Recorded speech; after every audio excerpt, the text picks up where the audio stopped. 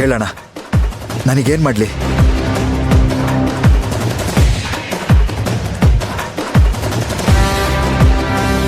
ಈಗ ನಮ್ಗೆ ಉಳಿದಿರೋದು ಒಂದೇ ದಾರಿ.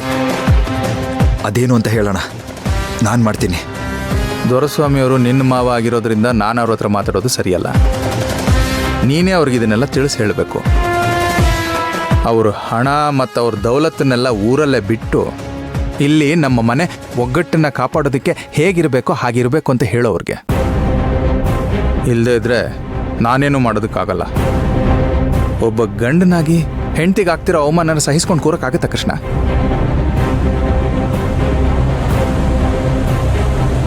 ನಾನು ಮಾಯಾ ಮತ್ತು ನಳಿನಿ ಅತ್ತನ ಇಬ್ಬರನ್ನು ಕರ್ಕೊಂಡು ಬೇರೆ ಹೋಗ್ಬೇಕಾಗತ್ತೆ.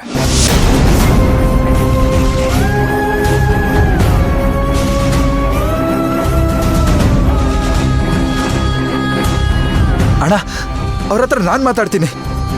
ಆದರೆ ನೀನು ಮಾತ್ರ ಮನೆ ಬಿಟ್ಟು ಹೋಗೋ ಮಾತಾಡಬೇಡ ಅಣ್ಣ. ನನಗೆ ಕೇಳೋಕ್ಕೂ ಭಯ ಆಗುತ್ತೆ.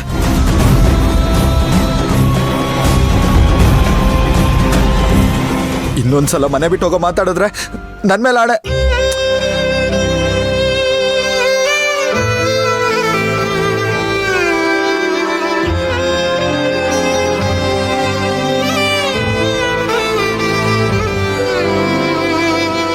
ನಮ್ಮ ಮನೆ ನೋಡಿಯಕ್ಕೆ ಬಂದಿರೋ ಯಾವ ದುಷ್ಟಶಕ್ತಿನೂ ನಾನು ಬಿಡಲ್ಲ.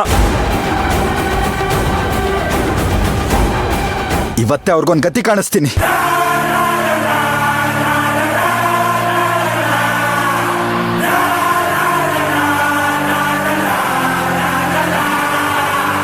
ವಂಶಿ, ನೀನ್ ಈ ತರ ಯೋಚನೆ ಮಾಡ್ಕೊಂಡು ಸುಮ್ಮನೆ ಇದ್ರೆ ಏನೂ ಆಗೋದಿಲ್ಲ. ಆದಷ್ಟು ಬೇಗ ಏನಾರು ನಿರ್ಧಾರಕ್ಕೆ ಬಾ, ಇಲ್ಲಾಂದ್ರೆ ಎಲ್ಲ ಕೈ ಮೀರಿ ಹೋಗುತ್ತೆ ಕಣೆ. ನಾನಾಗ್ಲೇ ನಿರ್ಧಾರ ಮಾಡಾಗಿದೆ.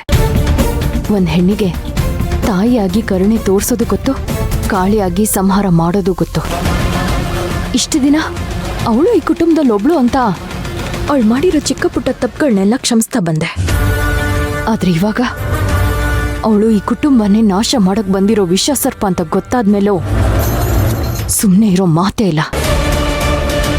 ಅವಳು ಇಷ್ಟು ದಿನ ನೋಡಿರೋ ವಂಶಿನೇ ಬೇರೆ, ಇನ್ಮೇಲೆ ನೋಡೋ ವಂಶಿನೇ ಬೇರೆ.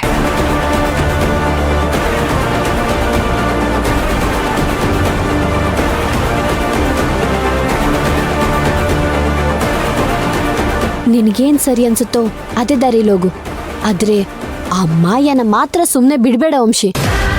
ಹ್ಞೂ ನಯನ, ಅದೇನೇ ಆಗ್ಲಿ ಈ ಕುಟುಂಬನ ಬಿಟ್ಕೊಡೋ ಮಾತೇ ಇಲ್ಲ. ಆದ್ರೆ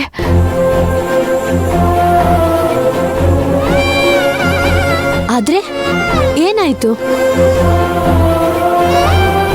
ವಂಶಿ? ನಾನು ನಿನ್ ಬೆಸ್ಟ್ ಫ್ರೆಂಡ್ ಕಣೆ, ನನ್ನ ಹತ್ರನೂ ಹೇಳ್ಕೊಳ್ಳೋದಿಕ್ಕೆ ಯೋಚನೆ ಮಾಡ್ತಿದ್ಯಾ? ಅದೇನು ಅಂತ ಹೇಳು.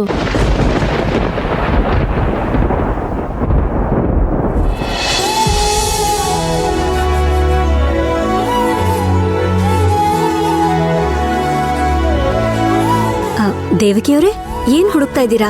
ನಾನು ಎಲ್ಲಾನು ಜೋಡ್ಸಾಗಿದೆ. ಅದಲ್ಲ, ವಂಶಿ ಎಲ್ಲೋದ್ಲು ಅಂತ ಹುಡುಕ್ತಿದೆ. ಈ ಹುಡುಗಿ ಒಂದ್ ಕಡೆ ನಿಲ್ಲಲ್ಲ ನೋಡಿ. ನಮ್ ಕೃಷ್ಣನೂ ಒಳ್ಳೆ ಹುಡುಗನೇ. ಮದುವೆ ಆಗಿದ್ ಮೊದಲನೇ ದಿನಾನೇ ಹೆಂಡ್ತಿನ್ ಬಿಟ್ಟು ಹೋಟ್ಲಿಗೆ ಹೋಗಿದ್ದಾನೆ. ಪಾಪ ಈ ವಂಶಿಗ್ ಬೇಜಾರಾಗಿ ಅವನ್ಗೆ ಫೋನ್ ಮಾಡಿ ತರ್ಲೆ ಮಾಡ್ತಾ ಇರ್ತಾಳ ಅಷ್ಟೇ. ಅವಳ ಫ್ರೆಂಡ್ ಬೇರೆ ಬಂದಿದ್ದಾಳೆ. ನೀವ್ ಹೇಳ್ದಾಗೆ ಹರಟೆ ಹೊಡ್ಕೊಂಡು ಕೂತಿರ್ತಾಳೆ. ಬೆಳಗ್ಗೆ ನಮ್ಮನೇಲಿ ಆಗಿದ್ ಜಗಳ ನೋಡಿ ಪಾಪ ಆ ಹುಡ್ಗಿ ಏನ್ ಅನ್ಕೊಂಡ್ಲೋ ಏನೋ. ಹಾಗೇನ್ ಅನ್ಕೊಳಲ್ಲ ಬಿಡಿ, ಎಲ್ರ ಮನೇಲೂ ಇದ್ದಿದ್ದೆ ಅಲ್ವಾ. ಸರಿ, ನಾನ್ ಹೋಗಿ ವಂಶಿನ್ ಕರ್ಕೊಂಡ್ ಬರ್ತೀನಿ. ಹಾ ಸರಿ.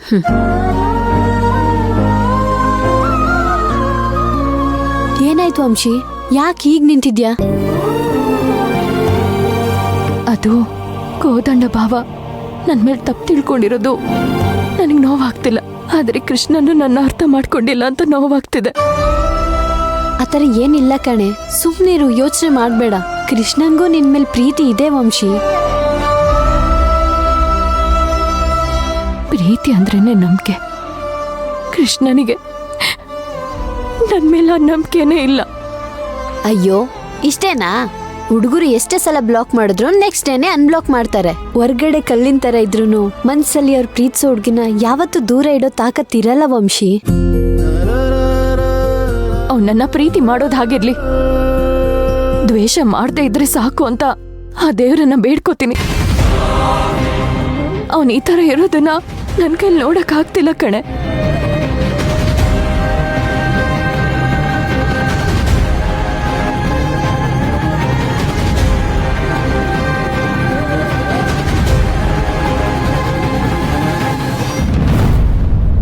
ಅಮ್ಮ, ಆ ವಂಶಿಗೆ ಎಲ್ಲ ವಿಷಯನೂ ಗೊತ್ತಾಗಿದೆ.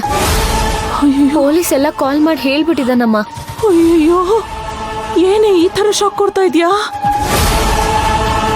ಎಲ್ಲ ನಾವ್ ಅನ್ಕೊಂಡಾಗೆ ಆಗ್ತಿದೆ ಅನ್ಕೊಂಡ್ರೆ ಶಾಕಿಂಗ್ ನ್ಯೂಸ್ ಕೊಡ್ತಾ ಇದೆಯಲ್ಲೇ. ಅಮ್ಮ, ನೀನೇನು ಟೆನ್ಷನ್ ಮಾಡ್ಕೋಬೇಡ, ನಾನೆಲ್ಲ ಮ್ಯಾನೇಜ್ ಮಾಡಿದ್ದೀನಿ. ಸದ್ಯಕ್ಕೆ ಆ ವಂಶಿ ಯಾರಿಗೂ ಏನೋ ಹೇಳೋ ಪರಿಸ್ಥಿತಿಲಂತೂ ಇಲ್ಲ. ಅಂಥದ್ದೇನೇ ಮಾಡ್ದೆ?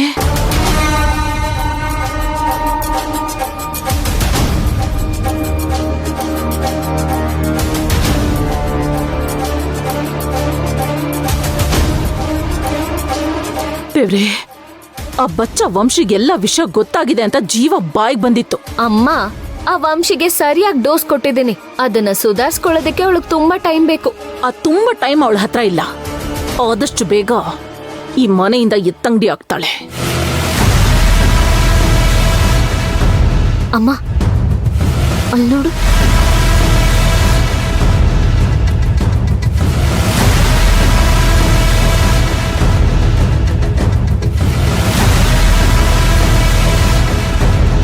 ಪಾಪ, ಗಿಣಿಮರಿಗಳೇನೋ ಗುಸ್ಗುಸು ಅಂತಾವೆ. ಏನಂತ ಕೇಳಿಸ್ಕೊಳ್ಳೋಣ. ಇದೇನೇ ವಂಶಿ, ನಿನ್ನ ಕೃಷ್ಣ ಮಧ್ಯೆ ಇಷ್ಟೆಲ್ಲ ಸಮಸ್ಯೆ ಇದೆಯಾ? ಮನೇಲಾಗ್ತಿರೋ ಜಗಳಕ್ಕೆಲ್ಲ ನಾನೇ ಕಾರಣ ಅಂತ ಅವನು ಅನ್ಕೊಂಡಿದ್ದಾನೆ. ಅದೇಗೆ ಸಾಧ್ಯ? ಅದಕ್ಕೆಲ್ಲ ನೀನ್ ಹೇಗೆ ಕಾರಣ ಆಗ್ತೀಯಾ? ನಾನು ಅವ್ರ ಅಣ್ಣನ ಮದ್ವೆ ಆಗೋದಕ್ಕೆ ಒಪ್ಕೊಳ್ದೇ ಇರೋದು ಅವ್ರಿಗೆ ಮಾಡಿರೋ ಅವಮಾನ ಅಂತ ಕೃಷ್ಣ ಅನ್ಕೊಂಡಿದ್ದಾನ್ ಕಣೆ.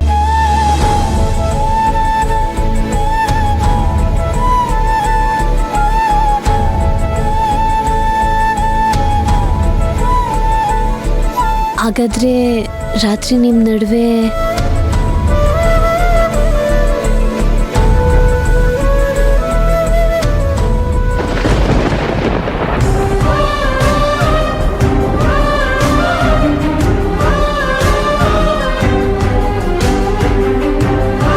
ಈ ಮನೇಲಿ ಎಲ್ಲಾನು ಕೆಟ್ಟದೇ ನಡೀತಿರುವಾಗ ಕೊನೆ ಪಕ್ಷ ಇವರಾದ್ರೂ ನೆಮ್ಮದಿಯಾಗಿರ್ತಾರೆ ಅನ್ಕೊಂಡ್ರೆ ಆ ನಂಬಿಕೆನೂ ಸುಳ್ಳಾಗೋಯ್ತು.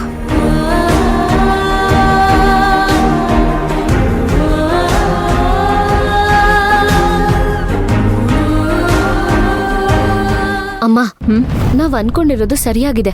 ಇವ್ರಿಬ್ರು ಮಧ್ಯೆ ಏನೂ ಆಗೇ ಇಲ್ಲ. ಆ ಕೃಷ್ಣನ್ನೇ ಗೆಲ್ಲಕ್ಕಾಗ್ಲಿಲ್ಲ, ಇನ್ ನಮ್ಮನ್ ಗೆಲ್ತಾಳ? ಇವಳ ಬುದ್ಧಿವಂತೆ ಅನ್ಕೊಂಡಿದ್ದೆ, ಆದ್ರೆ ಇವಳ ಬುದ್ಧಿಗೆ ಇಷ್ಟು ಬೇಗ ತುಕ್ ಹಿಡಿಯುತ್ತೆ ಅಂತ ನಾನು ಅನ್ಕೊಂಡಿರ್ಲಿಲ್ಲ.